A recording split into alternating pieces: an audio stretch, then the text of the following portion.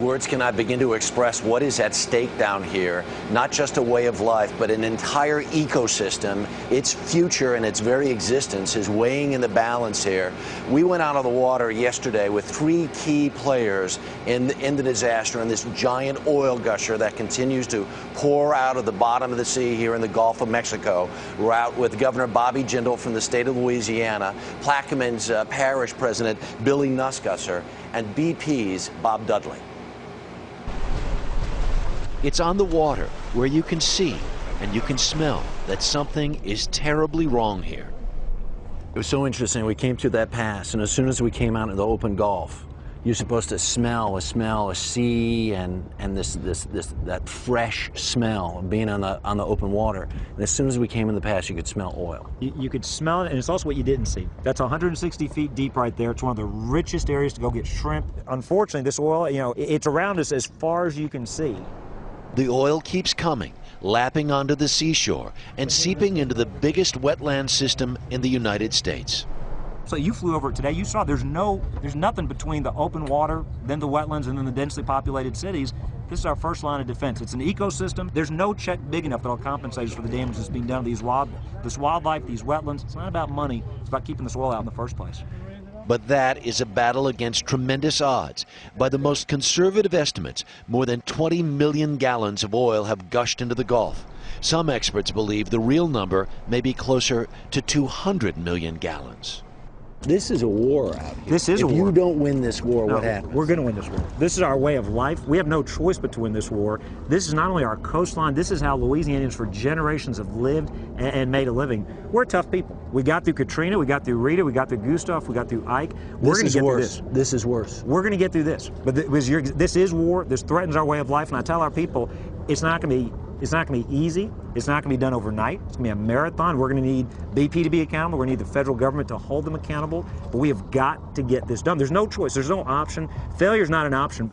No fish, no shrimp. Bob Dudley of BP was actually witnessing the disaster in person for the first time.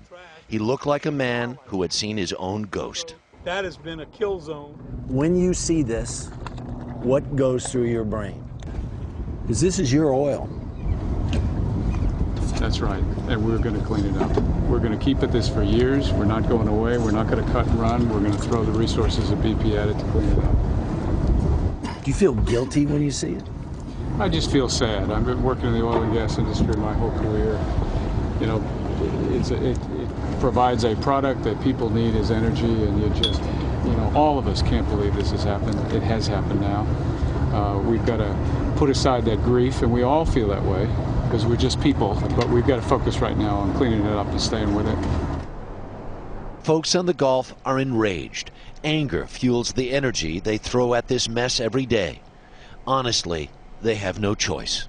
Anyone that comes down here and sees this and doesn't think this is on the verge of being the worst national disaster we've ever seen, you got to touch and feel it. It's still bubbling out of that hole. Unless we look the American people in the eyes and say we're doing everything physically possible, BP has failed, our federal government has failed, and I failed as a parish president. And until we do that, shame on us all. And here's the other part of the reality. It took weeks for this oil to get to these beaches and to get into these marshlands down here. And what folks here know is this is really only the beginning of the battle. Maggie? Harry, I know that Governor Jindal has been pushing to get those barrier islands built to keep the oil somewhat at bay. He'd gotten approval for that. Any word on when that might begin? Yeah, they've started that, and it seems to really be working, and working quite effectively, because they realize if they can stop the oil with sand before it gets back into the marshland, before it gets into these highly sensitive ecosystems back here, that they've got a chance of beating this oil. And once it gets on the sand, they can scrape it off, let the oil come in, scrape it off again, scrape it off again. That really seems to be working, and they're feeling very optimistic about it. We'll have a lot more from down here in a little while. Maggie? Some good news. We'll take it. Harry, thank you so much. A lot happens early on The Early Show, weekday mornings on CBS.